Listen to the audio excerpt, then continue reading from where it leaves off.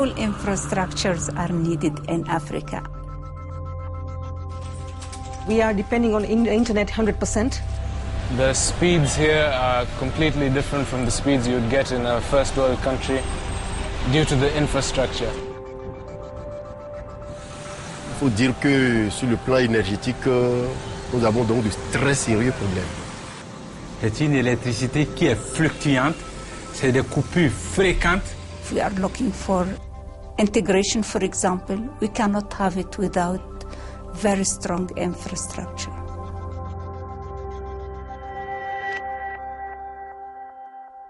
En 2007, le Fonds fiduciaire Union européenne-Afrique pour les infrastructures a été créé à l'initiative de la Commission européenne et de la Banque européenne d'investissement. Il s'agit d'un instrument financier dont l'objectif est de combler le déficit d'infrastructures en Afrique. We have 13 participants donators to this fund and 12 from them in development institutions. The biggest and the most trusted partner from us is European Investment Bank. European Investment Bank has this particular role because it's mentioned in the treaty as well.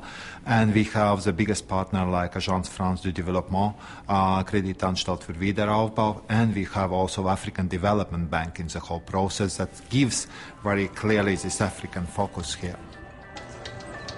Le fonds fiduciaire couvre 4 secteurs d'activité: l'énergie, le transport, l'eau et les technologies de l'information et de la communication. D'ores et déjà, une quarantaine de projets ont été soutenus. Le fonds fiduciaire permet de fusionner les dons de la Commission européenne et des États membres avec des investissements à long terme. L'origine du fonds, c'est un constat que j'avais à l'époque fait avec le commissaire Louis Michel.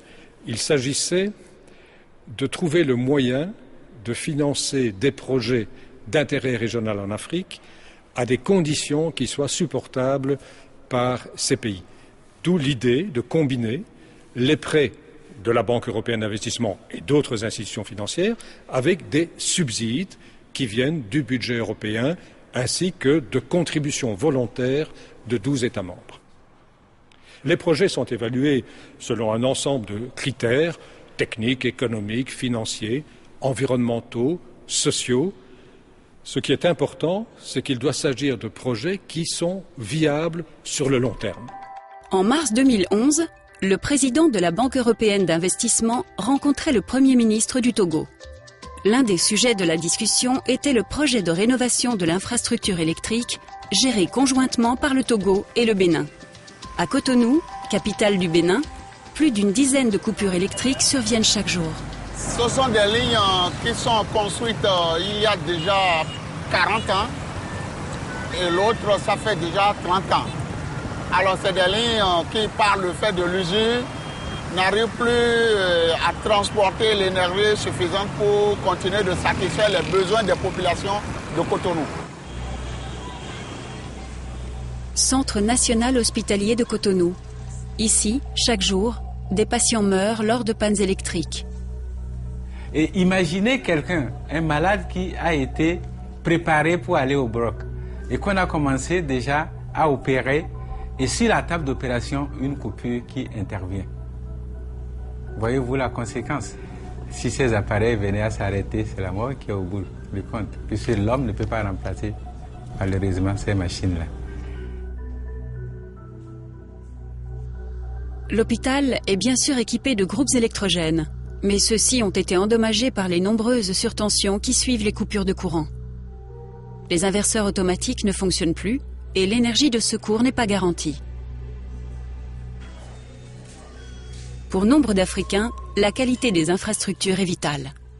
Infrastructure projects and its implementation has a big and great impact on the people themselves, because if there is infrastructure, there is on energy, if there is roads, if there is energy, if there is communication, so the people will communicate with each other. The people can move freely. The services can be achieved easily. Les infrastructures au service des citoyens. Dar es Salaam, en Tanzanie. Ici, l'arrivée du haut débit a révolutionné la façon d'étudier, de communiquer ou de faire du business, comme dans cette agence de voyage. We used to use telephone line, telexes, fax machines.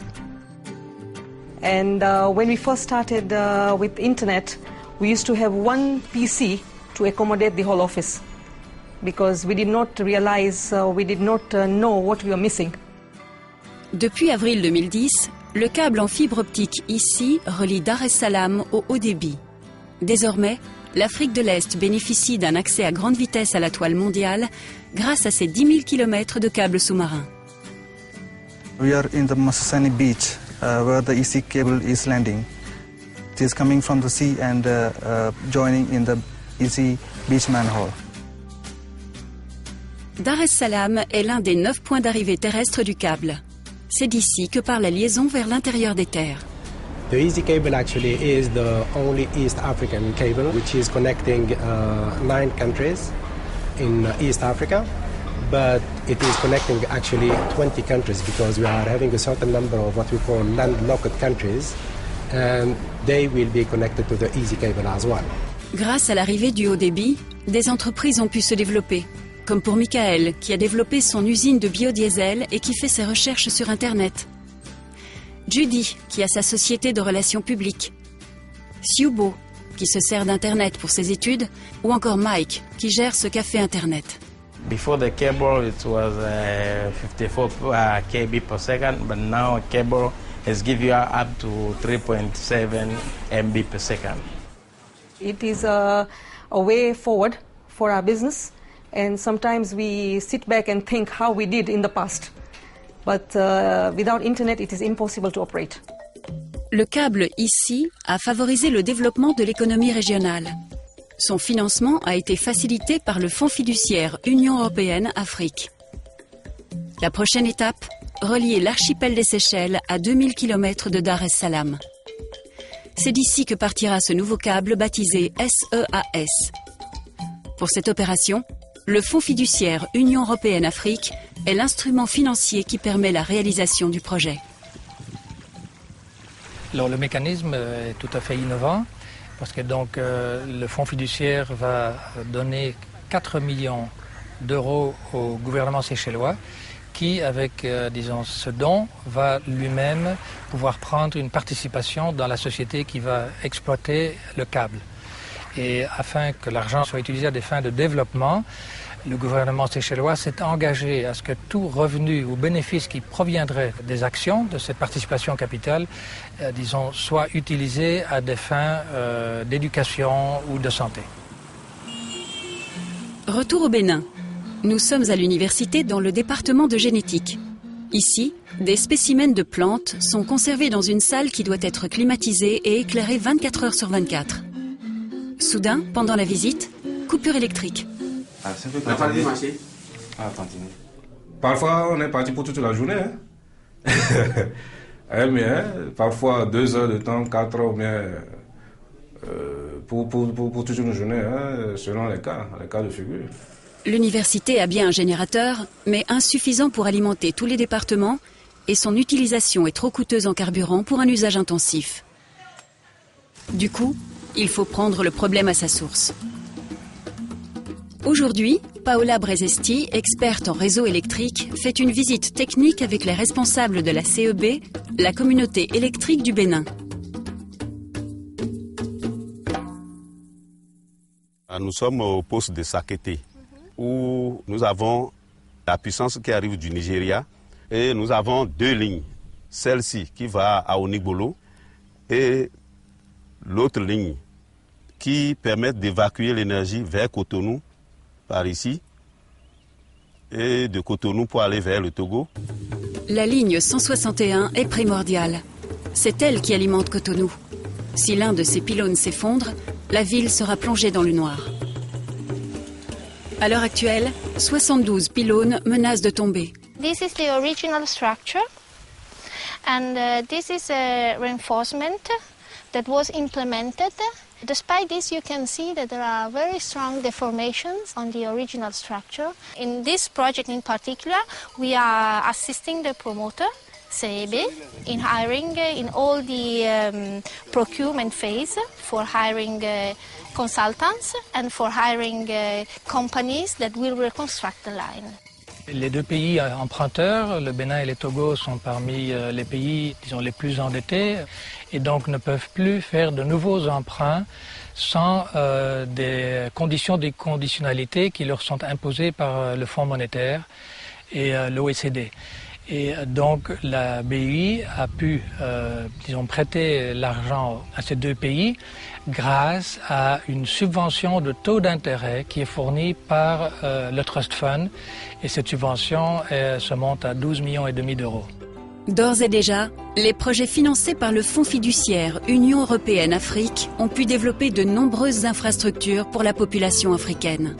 Le travail à accomplir reste important. Mais cet outil financier démontre le potentiel de la collaboration entre l'Union européenne et l'Afrique pour le développement d'infrastructures visant à améliorer l'interconnectivité à travers le continent.